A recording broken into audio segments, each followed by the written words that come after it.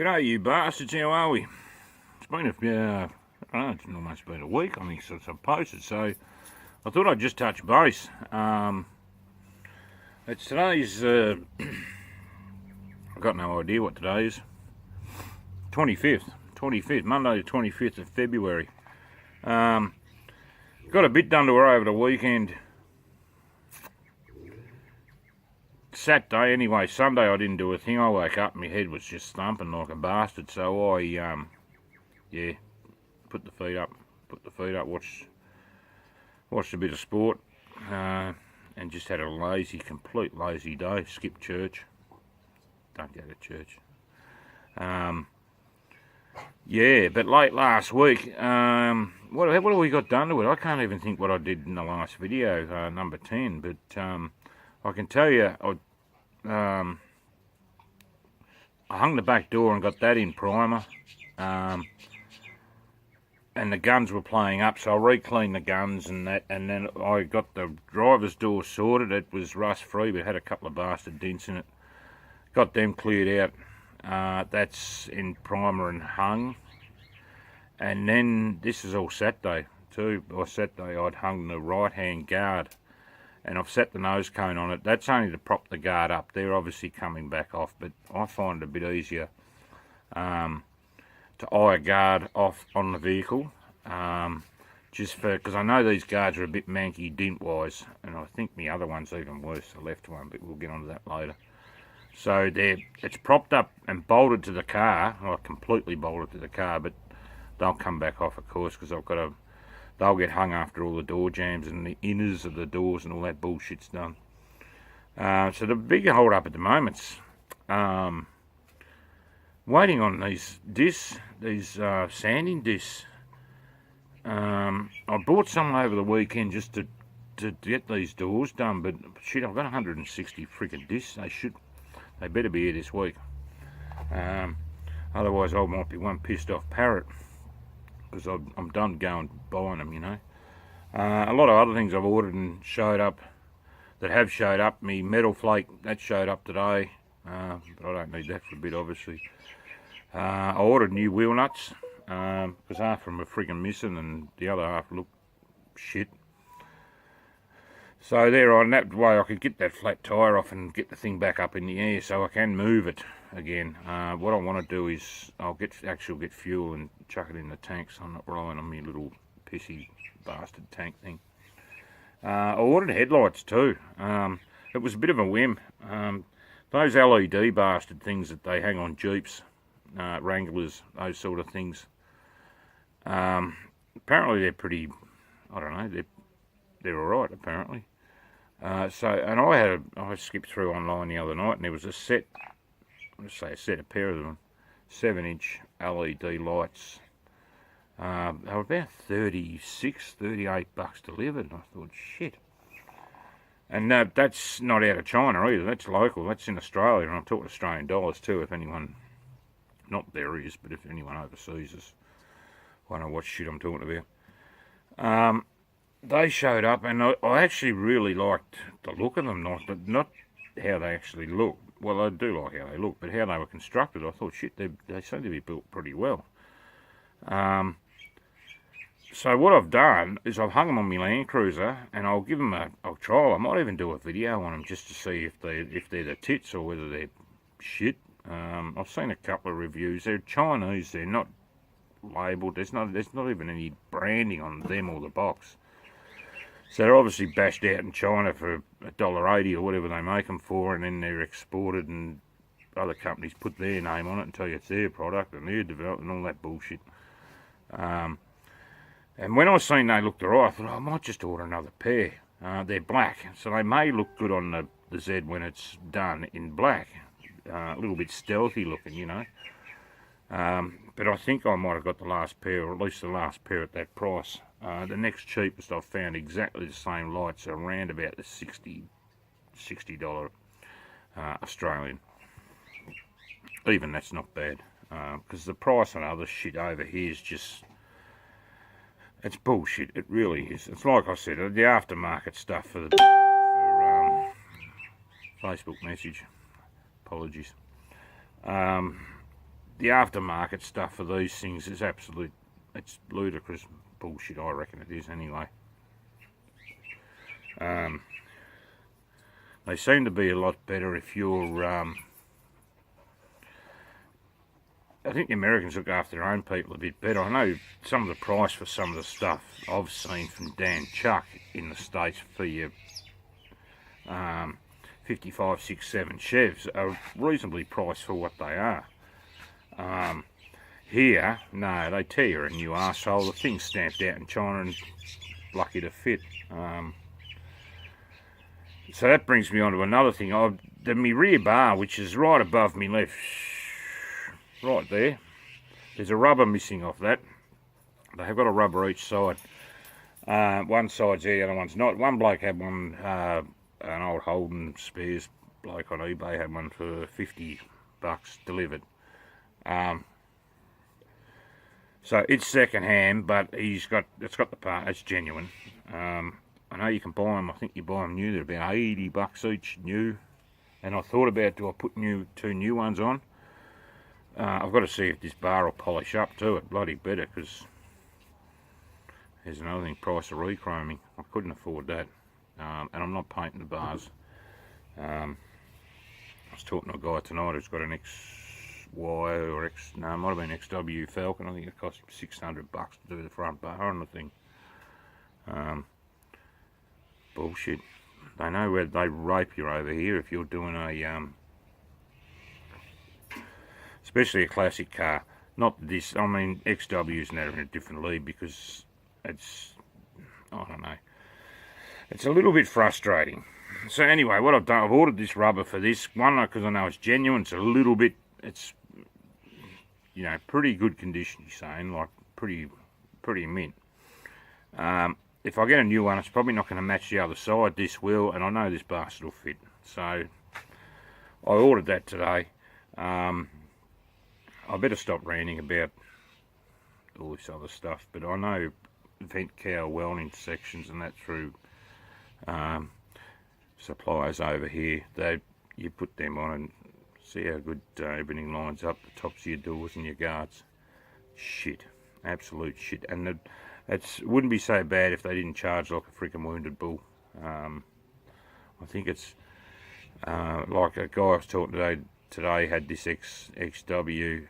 He was saying, oh, it cost me bloody $60 or $70 for an indicator lens for it. And I said, well, it costs $100 for a tail light lens for a freaking Kingswood that ran from, you know, early 70s up to 1980.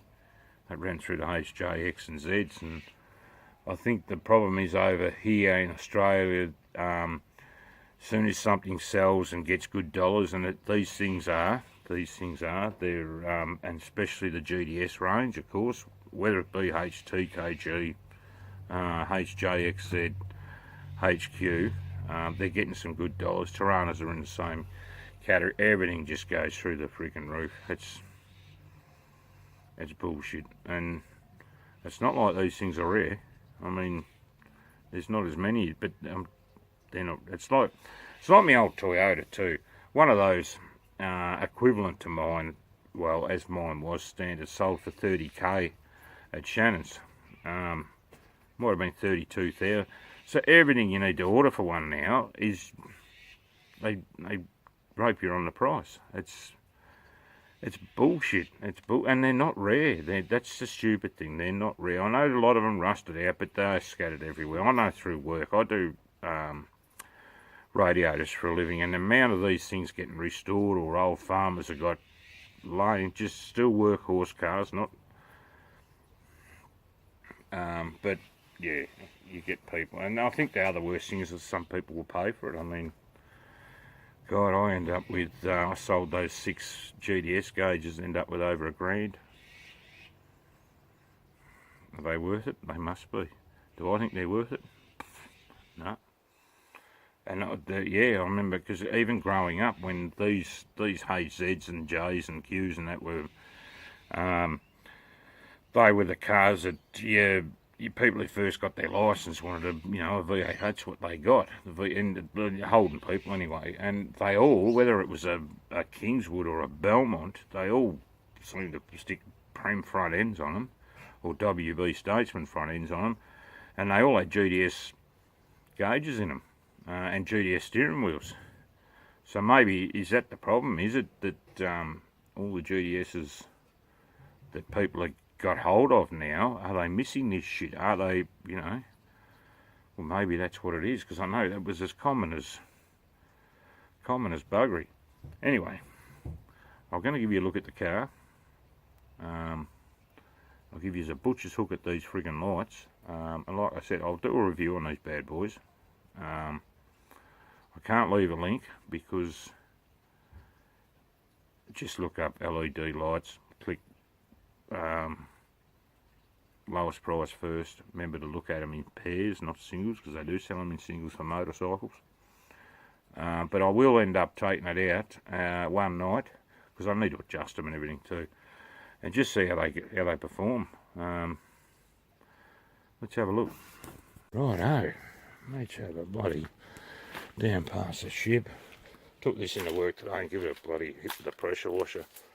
That's the right hand inner. So we'll rub that back. There's no rot. There's rust, surface rust, no rot. That'll be a piece of piss.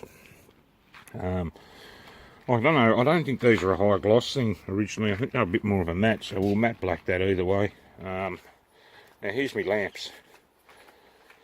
I might step outside rather than... G'day. Bugger. I just threw these in tonight actually. That's them in all their glory. I'll try and get the other one because I'm getting a bit of reflection from the dying sun. One old trusty rusty, that's not helping much. Go with focus. Now, so what we got is we've got that bastard down the bottom. There's another one at the top there. And we've got 3 rows of these projected LED things, okay. Now, low beam, the centre row lights up, nothing from anything else. When you high beam, I believe the bottom row lights, the top row lights up, and I think the centre row 3 of the outer ones light up, but not the inners, probably to protect the arseholes coming towards you. And these 2 are just a daytime running light or a park light, whatever you want to call it. They run a separate wire, so you can hook them in. There's another one up the top there if it's gonna focus. Yeah, so you can run them on your whatever auxiliaries if you want the things on all the time, or hook them through to your parkers, which I may do. I haven't got it hooked up at the moment, but they seem pretty well constructed. There's a big row of bolts around the edge. Probably a bit flash for an old friggin' Toyota. I think they look pretty, I believe they look pretty stealthy. Honestly, that's what I think, but who am I? Anything out of the ordinary looks stealthy on an old Toyota, but yeah, I'll get them out one night and give them a, like I said, I'll probably have to line them up. Give them a hit, see how they cook. Now, the golden old. Now it's been a bloody warm day too. There's that bastard thing. She's slowly disappearing. I don't know what the time is. No idea. Yeah, mid-30s again today. Low 20s. Low 20s over the weekend. Blew up a storm. Well, not a storm, but it blew up like buggery last night. And this week they're saying mid to high 30s. We'll get to 38 by the end of the week. 37, 38. Back to the old Kinger. Here's another ripper thing I bought too. Look at that. Nice little stack on it. Choke in there. Burnt that in on the weekend. I was going to do a review on that, but I've seen a couple of reviews, but they're not real. That's from the 4-wheel drive Super Centre you want in Australia. $84 to your door. The Chariot. Now, Just chuck this light on. Here we go. So, left rear door hung. You can see the gaps will be, though the back door is probably not that bad. It's got to come up. These are, oh no, it's going to frustrate the piss out of me when the time comes to gap this thing, get the door set right. But of course, all the insides, the doors are all licked, pickled and licked. So I can get them rubbed down, get colour on the inners, and the same with the driver's door. Like I said, the hinges are all etch primed. Focus, thank you. Obviously the bolts haven't been. I'll hit them on the wire wheel when they hang back on. Yeah, so all in there, of course. We're seeing a bit of red from the original front guards. Not the original to the car, but the original ones I had for it. Yeah, so I do believe they just need another rub and another hide, just another lick. I think there's a couple of, I've seen a couple of swirls in the back door and that. Then the guard, and like I said, this is not nowhere near, because look at the size of that gap. That is mental. But the guard is pretty rough along the top now. Camera ain't going to do it any justice. I think it's pretty good. It's good enough for me. I started rubbing it back just to check, because it was swirling up and the rest of it. So I'm going to get them rubbed back. Like I said, I'll get some paper tomorrow. Now I've thought of it. Get this side rubbed. And actually, while it's pointing in this way, I'll get this roof rubbed back again with that bit of colour I've put on it. It's a bit of a shame, because I did want to pop it outside, but I'm getting a fair idea off when I did that piece anyway. Yeah, so we'll get them rubbed while it's still facing this way. We'll get that roof sorted, get these rubbed and re-licked, the outer bits. You can see gaps here. They're going to have to be sorted. It's not that bad down the side. I mean, I didn't spend too much time. I just wanted it rattled up so I could, and I literally put the rattle gun and rattled them up. That's the smaller tyre under the front. It's obviously sitting high at the moment, but that's because there's no weight over the front of it. And my snazzy wheel nuts. The other thing is, I know I said I was going to get these suspension bushes, which are completely bloody munted. I'm just waiting on them. I haven't ordered any because one of the guys at work, his brother's reckons he's got some in a box. So he's going to bring in what he's got, and whatever he hasn't got, I will order. And the other thing I have to check, this here, that's been put in obviously. I've got a feeling the other guard may have a freaking aerial on it too, so I'm going to need to plug one. And I'll maybe just plug the other one and hang the aerial on the right hand side. Usually they're over that side, but here's the rear bar I was telling you about with the rubber missing. Must have tried to hold it on with silicone at one stage. So that'll show up and we'll see what it's like. And yeah, while it's still facing this way, I think it'd be best to get that roof sorted, get these doors to where I'm pretty happy with them. Whether then I shoot colour or whether I get it swung around, I don't know. Because over the weekend I could probably take it back a bit too. That's another idea. I may even do that. Get the nose cone done while it's sitting there. Although that could be done off the car. And I was thinking even get the bloody other guard done on it. And of course, once the guard's on, I'll throw one of the bonnets on, because I've got two bonnets to do. I've got to remember that. I've got this blue bastard here, and the other one's, I was a bit worried about. The other one's been sitting out beside the shed for, I don't know, 8 years.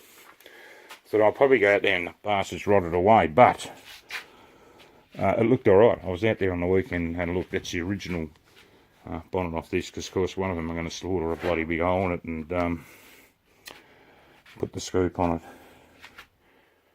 So that's where we're at. We will do a bit during the week, wait for these frickin' discs, and we'll catch up with this later on. Take it easy and be good to your mother.